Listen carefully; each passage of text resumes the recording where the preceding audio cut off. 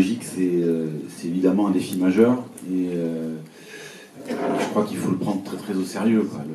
Le réchauffement climatique est là, on le sent toutes et tous, et donc je pense qu'il faut vraiment en prendre la mesure.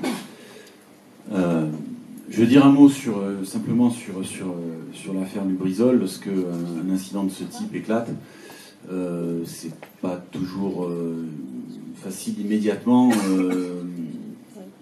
d'avoir toutes les données techniques. Voilà. Cela étant dit, il y a au moins une chose qui est essentielle, c'est la réactivité. Immédiatement. Voilà. Donc je me suis adressé, y compris au préfet ici, à la suite de l'incident, pour lui demander si tous les boulons étaient serrés de ce point de vue dans notre département. Parce que voilà, s'il se passe quelque chose, il faut pouvoir donner des consignes efficaces pour savoir qu'est-ce qu'il faut faire, hein, au regard de l'événement dont on ne peut pas simplement prendre la mesure en regardant le ciel, etc. Hein. Donc, première chose. Mais cet événement, pour moi, il est révélateur d'autre chose. C'est un peu ce que disait Jean-Philippe, hein, mais c'est-à-dire aussi d'un certain nombre